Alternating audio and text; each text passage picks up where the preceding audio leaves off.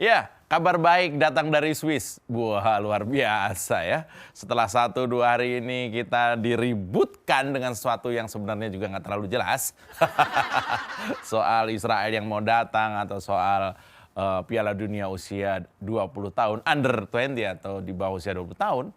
Tapi ternyata Indonesia kabarnya terlepas dari mimpi buruk bakal dicabut sebagai tuan rumah penyelenggara. Dan kabar berita tuh datang dari siapa? Dari Erick Thohir. Ya, viralnya penolakan timnas Israel U20 untuk merumput di Indonesia ini benar-benar kacau sebenarnya kemarin itu ya. Kemelutnya bikin banyak pihak ngomong, bersikap dan ngacak-ngacak pembicaraan. Israel lolos sebagai peserta bersama 24 negara lainnya di Piala Dunia U20 2023. Momen ini memang ditunggu-tunggu karena akhirnya Piala Dunia Junior ini diselenggarakan di Indonesia. Kita tuan rumah yang bakal ikut tanding di Piala Dunia. Suksesnya gelaran Asian Games, MotoGP, dan event olahraga global lainnya bikin Indonesia dipercaya. Jokowi juga punya tangan kanan soal event global ini ya, yaitu Erick Thohir. Tapi ternyata penolakan khusus untuk timnas Israel ini bermunculan dari banyak pihak. Serentak 2 kader PDI Perjuangan yang jadi gubernur Bali dan Jawa Tengah satu suara dengan penolakan yang PDIP suarakan sebelumnya. Ormas, partai politik, sampai barisan demo-demo reaksioner ikut arus suara penolakan masalah Israel ini. Nyebar isu panas kalau kita akan digugurkan sebagai tuan rumah Piala Dunia U20 itu tadi. Ini bener loh. Di Twitter, di sosial media rame banget ancaman kita bakal dicabut oleh FIFA, bahkan sudah ada negara yang mau. Waduh, itu bikin orang panik.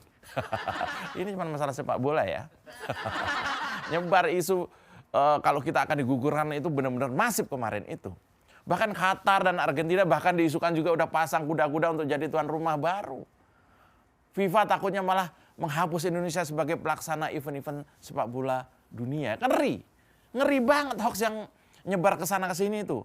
Katanya Indonesia bakal nggak boleh lagi, jangankan ikut pertanding bola gitu, megang bola sendiri aja nggak boleh katanya.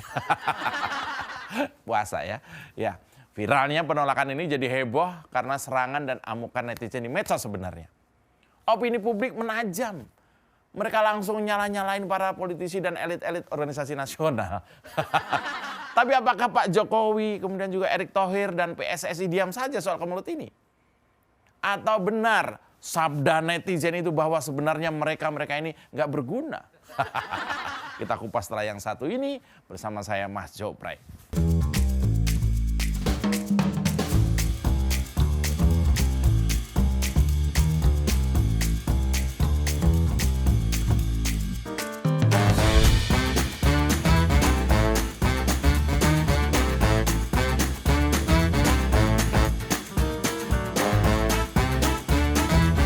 Ya, saya Mas Jopray, selamat datang di Mindset Main TV, bukan main. Nah, kemudian semalam beredar video Pak Jokowi langsung bikin video pernyataan sikap. Dan ini sangat melegakan banyak orang.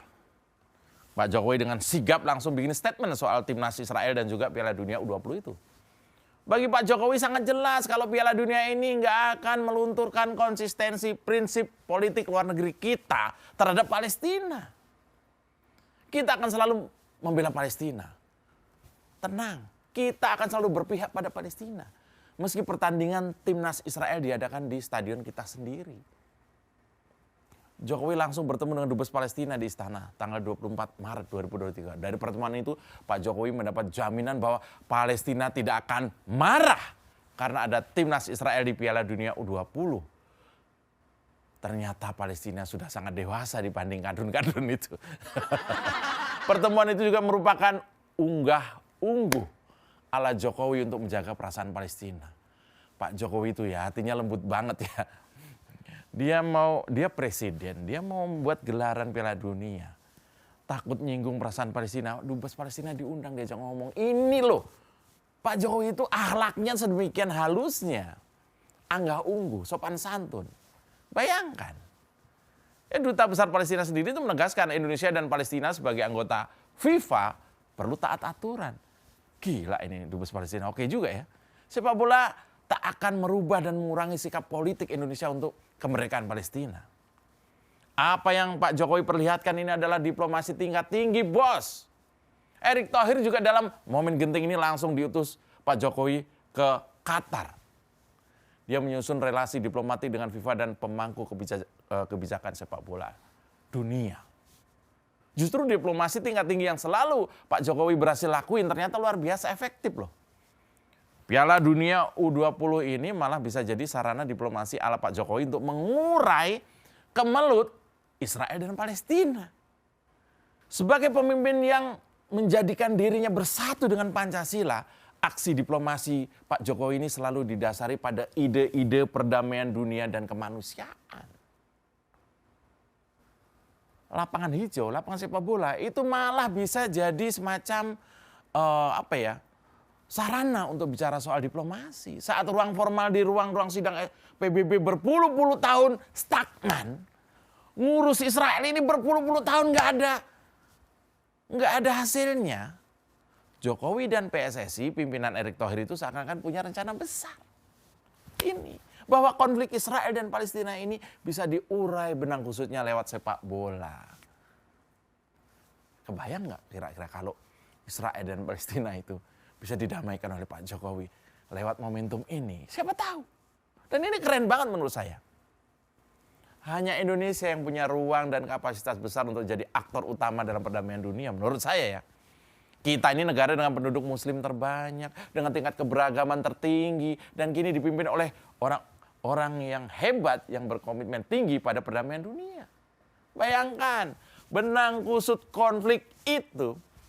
Misalnya bisa didamaikan oleh halusnya diplomasi seorang Jokowi. Lewat lapangan hijau. Ya, dinamika dalam negeri soal penolakan ke timnas Israel ini juga ngeri-ngeri sedap sih. Kita tahu siapa golongan yang paling sensitif ya, puasa ya. Mana golongan yang paling sensitif terhadap Israel? Isu Israel Palestina ini selalu digoreng-goreng oleh kadrun dan barisan garis keras politik identitas. Arus penolakan timnas Israel ini bakal kacau kalau dipenuhi oleh mereka yang punya suka pakai topeng agama untuk mempolitisasinya. Menariknya ya, wajah para penolak yang bermunculan di media sosial justru bukan dari golongan itu. Melainkan tokoh-tokoh PDI Perjuangan, bermula dari Wayan Koster yang menolak Israel hadir di Bali untuk drawing grup Piala Dunia. Kemudian penolakan berlanjut oleh Pak Ganjar Pranowo, Gubernur Jawa Tengah yang jadi kader top elit PDI Perjuangan. Keputusan penolakan ini diinisiasi oleh para elit politik PDIP sendiri. Menurut Mas Hasto Kristianto, Sekjen PDI Perjuangan, surat penolakan itu pada awalnya dokumen tertutup. Tetapi kemudian tersebar luas. Entahlah, di tahap drawing aja udah banyak tarik ulur yang bikin gemes. Belum lagi muncul pernyataan dari Mas Gibran bahwa Solo siap jadi pengganti Bali untuk drawing Piala Dunia U20. Ya, Wayan Koster tarik menarik, Gibran malah ngulur. Ya, tarik ulur izin ini dibikin publik gemes ya. Tarik ulur izin ini membuat publik itu ya gemes itu tadi. Karena kita seakan-akan melihat drama yang aktor-aktornya saling berhubungan sebagai keluarga di partai yang sama. Panggung ini menjadi arena drama politik antara para kader PDI Perjuangan. Tapi lucunya, rivalitas tarik ulur ini malah memperlihatkan ada kawan versus kawan. Ternyata dampaknya nggak ada ruang bagi penggoreng isu agama. Nah, ini yang mau saya sampaikan. Jangan salah paham ya. Jadi sekarang ini soal isu tolak Israel ini nggak ada ruang bagi penggoreng isu agama. Dominasi kader PDI Perjuangan dalam drama politik ini malah menutup ruang bagi arus politik identitas Islam. Nggak akan ada demo berjilid nolak timnas Israel dari ormas-ormas binaan kadrun. Nggak akan ada panggung perdebatan yang diisi dakwah bernada kebencian dari politisasi atau pengguna politik identitas.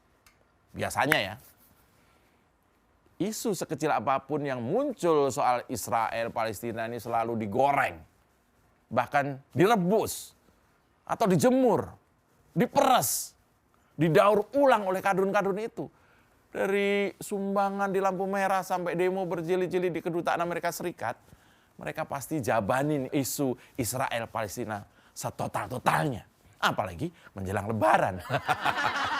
Kebayang betapa brutalnya kalau para pasukan bertopeng agama ini ngegoreng isu Israel-Palestina ini di stadion-stadion bola. Jutaan pasukan nekat dengan atribut-atribut itu penuh sesak dengan maki-maki. Ya, kemudian memaki-makinya bukan cuma orang. Bis pemain Israel misalnya datang itu pasti sangat jadi jadi atraksi yang membuat kita sedih. Apalagi politik identitas ini punya peluang jadi ekstremis loh. Tindakan di luar nalar dan akal sehat juga bisa dihalalkan demi sebuah surga yang dijanjikan. Politisasi agama memang ngeri. Tapi nggak perlu khawatir. Nggak perlu khawatir, bos. Sekarang ini di panggung dalam negeri justru kader PDI Perjuangan bertarung dan berdebat dengan sehat. Ini yang saya maksud. Lihat sehatnya polemik Ganjar Wayan Koster yang tarik ulur dengan Erik dan juga Gibran. Kemunculan mereka ternyata meredam suara dari arus politik kotor yang bertopeng agama. Mereka nggak ngasih ruang untuk politik identitas dan politik akal bulus ngegoreng-goreng isu Israel-Palestina.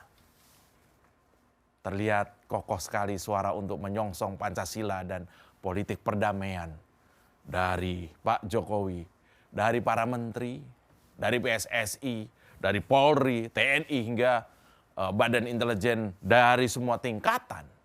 Dari panggung dalam negeri hingga luar negeri. Diplomasi perdamaian jadi kunci. Pak Jokowi berhasil membuktikan dengan aksi nyata dan konkret. Dan hari ini, beberapa menit yang lalu sebelum saya membuat rekaman ini, saya dengar kabar Erick Thohir berhasil meyakinkan FIFA dan Indonesia tetap baik-baik saja dan tetap menjadi tuan rumah dengan jaminan keamanan bagi seluruh kontingen yang berlaga. Negosiasi Jokowi dengan FIFA dan kekuatan politik dunia jadi penentu kabar baik ini. Dan sekali lagi, kadrun menahan kecewa. Itu tadi mindset saya untuk Main TV. Bukan main.